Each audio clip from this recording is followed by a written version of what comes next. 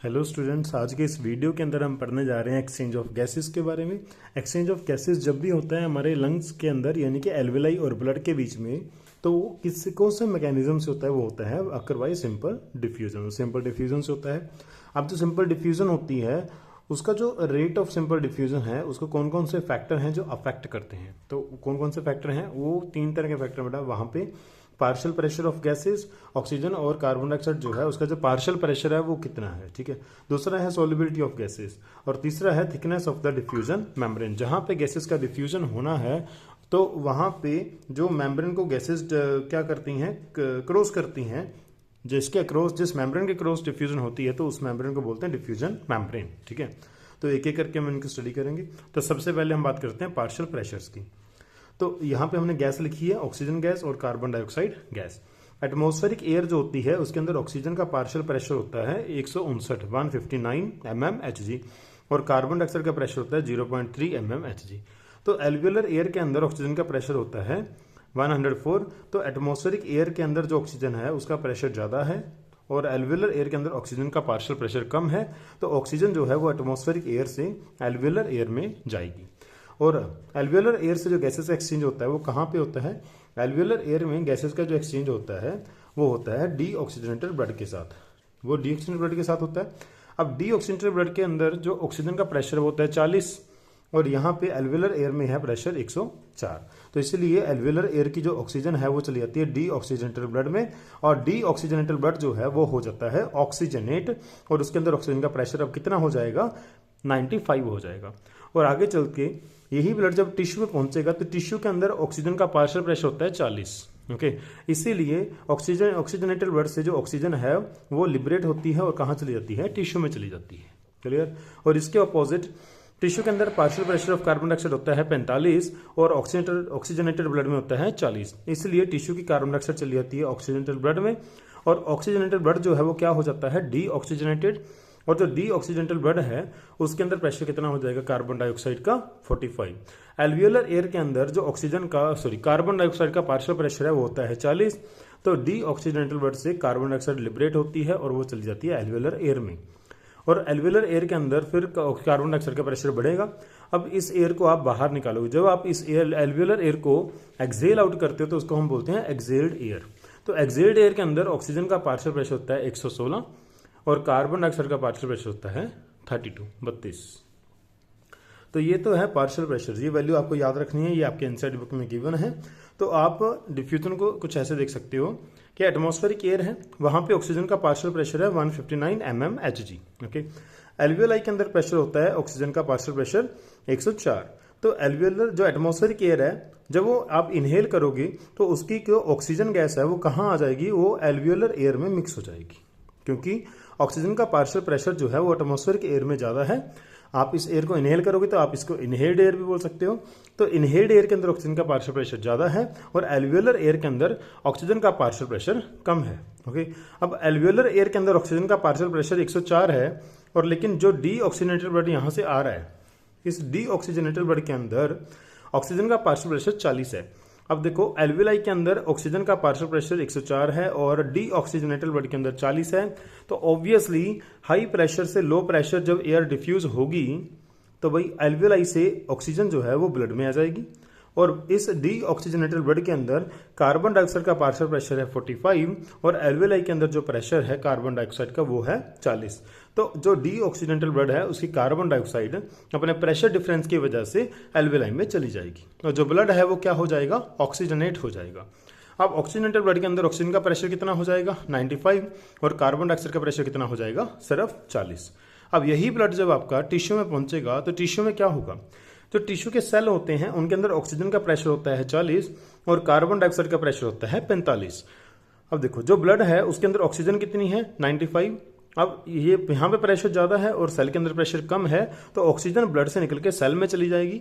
और यहाँ पे अगर कार्बन डाइऑक्साइड के प्रेशर की बात करें तो सेल के अंदर प्रेशर 45 है और ब्लड के अंदर है सिर्फ 40, जिसकी वजह से क्या होगा? प्रेशर डिफरेंस लगेगा और जो कार्बन डाइऑक्साइड है वो आपके सेल या टिश्यू में से निकल के कहाँ चली जाएगी? ब्लड में चली जाएगी और ब्लड क्या हो जाएगा? ब्लड हो जाएगा डीऑक्सीजनेटेड। ब्लड क्या हो जाएगा? डीऑक्सीजनेट हो जाएगा ब्लड, ओके। और ब्लड के अंदर जो अब प्रेशर होगा ऑक्सीजन का वो हो जाएगा 40 और कार्बन डाइऑक्साइड का जो प्रेशर है वो कितना रह जाएगा 45। नेक्स्ट अगर हम बात करें तो ये डायग्राम जो है आपको अपनी बुक में मिल जाता है, ठीक है। तो जो आप एयर को इनहेल करते हो उसके अंदर ऑक्सीजन का प्रेशर कितना है 159 और कार्बन डाइऑक्साइड का प्रेशर कितना है 0.3 mmHg।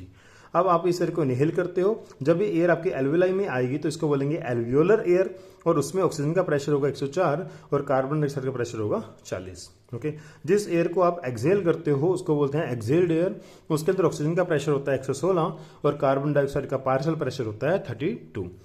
अब देखो जो ब्लड यहां से आ रहा है, ठीक है, ये ब्लड कौन सा है, ये ब्लड है आपका डीऑक्सीजनेटेड। इसके अंदर ऑक्सीजन का प्रेशर कितना होगा 40 और कार्बन डाइऑक्साइड का प्रेशर कितना होगा 45, ठीक है। तो ये आपको ध्यान रखना है कि इसके अंदर आपको ध्यान रखना पड़ेगा कि ये आपकी पल्मोनरी आर्टरी है, ये पल्मोनरी वेन है, तो पल्मोनरी वेन के अंदर प्रेशर कितना है और सिस्टमिक आर्टरी, पल्मोनरी वेन और सिस्टमिक आर्टरी के अंदर ये प्रेशर क्या रहेगा, हमेशा इक्वल रहेगा। पल्मोनरी आर्टरी और सिस्टमिक वेन के अंदर भी प्रेशर हमेशा क्या रहेगा, इक्वल रहेगा। ये देखो यहाँ से जब ब्लड जाएगा तो इसकी ऑक्सीजन चली जाएगी सेल में या टिश्यू में और कार्बन डाइऑक्साइड जो चली जाएगी ब्लड में। तो इस तरीके से गैसेस का एक्सचेंज होता है ड्यू टू प्रेशर डिफरेंस, ठीक है। तो जितना ये प्रेशर डिफरेंस ज्यादा होगा उतना ही रेट ऑफ डिफ्यूजन भी ज्यादा होगा। तो दूसरा हमारे पास फैक्टर है सॉल्युबिलिटी, दूसरा हमारे पास फैक्टर है सॉल्युबिलिटी। अब सॉल्युबिलिटी की बात करें, सॉल्युबिलिटी को बात करने से पहले हम एक और फैक्टर को स्टडी करेंगे। तो वो हमारे पास कौन सा फैक्टर है, वो है हमारे पास thickness of the diffusion membrane. अगर हम thickness of the diffusion membrane की बात करें तो होगा क्या भाई, हम डिफ्यूजन मेम्ब्रेन किसको बोलते हैं, देखो ये हमारा एल्वियोलाई है। एल्वियोलाई की जो वॉल होती है वो कौन सी वॉल होती है, वो होती है सिंपल स्क्वेमस एपिथेलियम, यानी कि स्क्वेमस सेल होते हैं और उसकी सिंगल लेयर होती है, इसीलिए इसको हम सिंपल एपिथेलियम बोलते हैं। क्योंकि यहाँ पे स्क्वेमस सेल होते हैं तो हम इसको बोलेंगे सिंपल स्क्वेमस एपिथेलियम। तो यहाँ पे सिंपल स्क्वेमस एपिथेलियम है जो कि वन साइड थिक लेयर है और दूसरा यहाँ पे क्या है endothelium of alveolar blood capillary, यहाँ पे आएगा एंडोथेलियम ऑफ एल्वियोलर कैपिलरी। जो एल्वियोलाई में कैपिलरीज आती हैं उस कैपिलरी की जो ये स्क्वेमस एपिथेलियम इसको हम क्या बोलते हैं एंडोथेलियम, और इन दोनों के बीच में क्या है बेसमेंट सब्सटेंस। तो यहाँ पे आपके सामने 3 लेयर्स हैं, simple squamous epithelium, endothelium of alveolar capillary और इन दोनों के बीच में है बेसमेंट सब्सटेंस। इन तीनों को मिला के हम बोलते हैं थिकनेस डिफ्यूजन मेम्ब्रेन। अब जो डिफ्यूजन मेम्ब्रेन है, इस डिफ्यूजन मेम्ब्रेन की कुछ ना कुछ तो थिकनेस होगी। अब इसकी जो थिकनेस है वो आपकी एनसीईआरटी में गिवन है कि उसकी थिकनेस कितनी होती है 1 मिलीमीटर से मच लेस देन, ठीक है, much less than 1 millimetre, 1 millimetre से बहुत ज्यादा कम होती है और होती कितनी है 0.2 मिलीमीटर, 0.2 मिलीमीटर होती है। अब देखो जितनी ये थिकनेस कम होगी उतना गैसेस का डिफ्यूजन ज्यादा होगा। You can understand this, okay. तो नेक्स्ट हम बात करने वाले हैं हमारी सोल्युबिलिटी ऑफ गैसेस, ठीक है। जितनी किसी गैस की सोल्युबिलिटी ज्यादा होगी उतना ही उसका डिफ्यूजन भी ज्यादा होगा। देखो कैसे, तो ये मैंने आपके सामने बना दी डिफ्यूजन मेम्ब्रेन। तब डिफ्यूजन मेम्ब्रेन अक्रॉस मान लो कि यहाँ पे ऑक्सीजन का पार्शियल प्रेशर है 101 और दूसरी साइड है 100, ओके। तो दोनों साइड ऑक्सीजन का जो पार्शियल प्रेशर है उसमें कितना डिफरेंस है 1 का, कितना डिफरेंस है 1 का, ओके।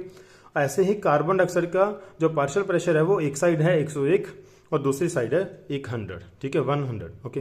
तो यहाँ पे भी प्रेशर कितना है, यहाँ भी प्रेशर का डिफरेंस है 1 का, ओके। तो मेम्ब्रेन के अक्रॉस ऑक्सीजन का प्रेशर डिफरेंस भी कितना है 1 और कार्बन डाइऑक्साइड का प्रेशर डिफरेंस भी कितना है 1। तो दोनों का प्रेशर डिफरेंस है 1 and 1। अगर हम मान के चलें कि इस प्रेशर डिफरेंस पे ऑक्सीजन का एक मॉलिक्यूल यहाँ पे डिफ्यूज हो रहा है तो उसी टाइम पे कार्बन डाइऑक्साइड के 20 से 25 मॉलिक्यूल डिफ्यूज हो जाएंगे। ऐसा क्यों? क्योंकि कार्बन डाइऑक्साइड की जो सॉल्युबिलिटी है वो ज्यादा होती है, जिसकी सॉल्युबिलिटी ज्यादा होगी उसका डिफ्यूजन रेट भी ज्यादा होगा। कब? जब हम कंपेयर करेंगे सेम पार्शियल प्रेशर के डिफरेंस पे। अगर मेम्ब्रेन के क्रॉस दोनों गैसेस का प्रेशर डिफरेंस आप सेम रखोगे तो आप क्या देखोगे कि एक गैस का डिफ्यूजन कम होता है, एक गैस का डिफ्यूजन ज्यादा होता है। और ये ऐसा क्यों होता है? क्योंकि जिस गैस की सॉल्युबिलिटी ज्यादा होगी उसका डिफ्यूजन भी ज्यादा होगा। यहाँ पे कार्बन डाइऑक्साइड का सॉल्युबिलिटी ज्यादा है और कार्बन डाइऑक्साइड की डिफ्यूजन भी यहाँ पे ज्यादा होगी। तो ये हमारा टॉपिक था एक्सचेंज ऑफ गैसेस। तो हमने एनसीईआरटी का हर एक पॉइंट अच्छे से कवर कर दिया। आई होप कि आपको अच्छा लगा होगा। मिलते हैं नेक्स्ट वीडियो में। Thank you, have a nice day.